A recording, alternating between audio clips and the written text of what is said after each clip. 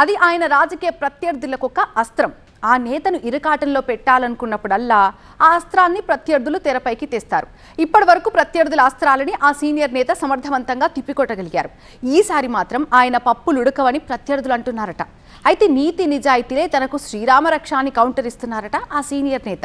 ఇప్పటిదాకా అనేక వివాదాలకు కేంద్ర బిందువుగా మారిన ఆ సంస్థపై ఈసారి ఎలాంటి అంశాలు తెరపైకొస్తాయా అని ఆ ఉమ్మడి జిల్లాలోని రాజకీయ వర్గాలు ఉత్కంఠగా ఎదురు చూస్తున్నాయట.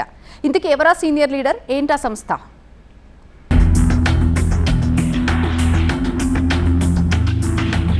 కూటమి సర్కార్ వచ్చిన దగ్గర నుంచి పొన్నూరు నియోజకవర్గంలో అధికార టీడీపీ, ప్రతిపక్ష వైసీపీల మధ్య పచ్చగడ్డి వేయకుండానే రాజకీయం భగ్గుమంటోంది. పొన్నూరు నుంచి వరుసగా 5 సార్లు టీడీపీ ఎమ్మెల్యేగా గెలిచిన ధూళిపాడ నరేంద్ర 2019లో తొలిసారి వైసీపీ చేతిలో పరాజయం పాలయ్యారు.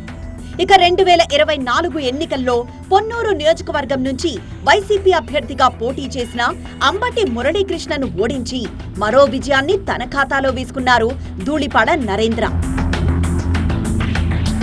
ఇక ఎన్నికలు ముగిసిన ఎమ్మెల్యే ధూళిపాడ నరేంద్ర, వైసీపీ నేత అంబటి మురళీకృష్ణ మధ్య పొలిటికల్ పంచాయతీకి ఫుల్ స్టాప్ పడలేదు. ఇద్దరు నేతలు ఒకరిపై మరొకరు విమర్శలు చేసుకుంటూనే ఉన్నారు. వైసీపీ అధికారంలో ఉన్నప్పుడు అనుమతులు లేకుండా గ్రీన్ గ్రేస్ పేరుతో అంబటి మురళి అపార్ట్మెంట్స్ నిర్మాణం చేపట్టారని ఎమ్మెల్యే ధూళిపాడ ఆరోపించారు. దానికి సంబంధించి కొన్ని ఆధారాలు చూపించి కొన్నాళ్ల పాటు నిర్మాణాన్ని నిలిపివేయించారు. దీంతో అంబటి మురళి కోర్టును ఆశ్రయించి నిర్మాణాలు కొనసాగేలా అనుమతులు పొందగలిగారు. దీంతో ఇద్దరి మధ్య వివాదం మరింత రాజుకుందట. ఇక మొక్కజొన్న కొనుగోళ్ల పేరుతో ఎమ్మెల్యే ధూళిపాడ నరేంద్ర రైతులను మోసం చేస్తున్నారంటూ మురళి ఘాటుగా ఆరోపణలు, విమర్శలు గుప్పించారు.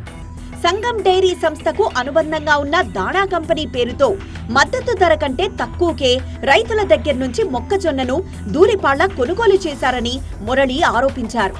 మద్దతు ధరకు మొక్కజొన్న కొనుగోలు చేయాలంటూ ఆందోళనలు చేశారు. సంగం డైరీ రైతుల సంస్థ అని, దానికోసం మార్కెట్లో ఎప్పటి నుంచో మొక్కజొన్న కొనుగోలు చేస్తున్నామని మురళికి ధూళిపాడ కౌంటర్ ఇచ్చారు. అంబటి మురళీనే తన అనుచరుల చేత మొక్కజొన్నను తక్కువ రేటుకు కొనుగోలు చేయించారని ధూళిపాడ ప్రత్యారోపణలు చేశారు.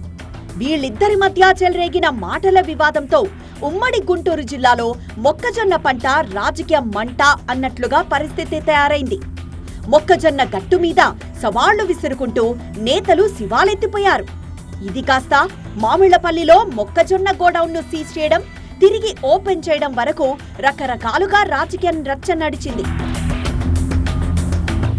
ఈ వివాదం కాస్త చల్లారిందనుకునే లోపే అంబటి మురళి మరో బాంబు పీల్చారు.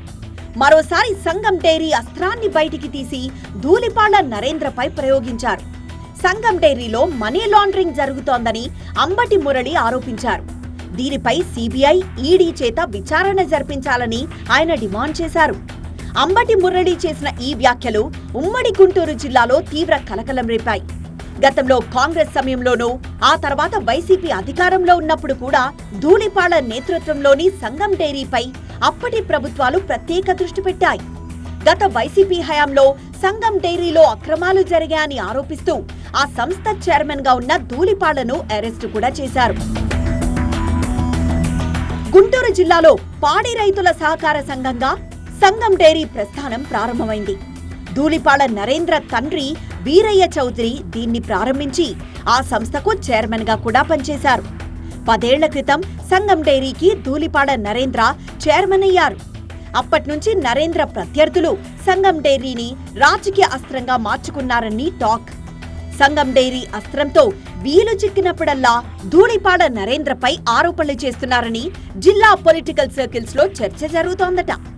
సంగం డైరీకి అనుబంధంగా పశుదాణా కంపెనీ ఒక ఆస్పత్రిని కూడా ఏర్పాటు చేశారు. సంగం డైరీతో పాటు పశుదాణా కంపెనీ ఆస్పత్రిపై కూడా అంబటి మురళి ఆరోపణలు గుప్పించారు.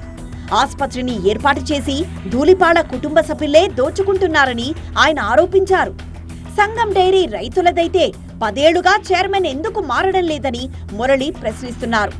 రైతుల పేరుతో ఏర్పాటు చేసిన సంగం డైరీ ప్రస్తుతం లిమిటెడ్ కంపెనీగా మారిందని, దానిపై ధూళిపాడ గుత్తాధిపత్యం సాధించి దోచుకుంటున్నారన్నారు మురళి. మొక్కజొన్న కొనుగోళ్లలో ఇద్దరి మధ్య షురు అయిన పొలిటికల్ వార్ అటు తిరిగి చివరకు సంగం డైరీ వైపు మళ్లిందనే చర్చ జరుగుతోందట. గతంలో సంగం డైరీపై ఎన్ని ఆరోపణలొచ్చినా ధూళిపాళ్ల వాటిని తిప్పికొట్టగలిగారు. ఈసారి అంబటి మురళి అస్త్రాలను నరేంద్ర ఎలా ఎదుర్కొంటారా అని పొన్నూరు రాజకీయ వర్గాలు ఆసక్తిగా ఎదురుచూస్తున్నాయి.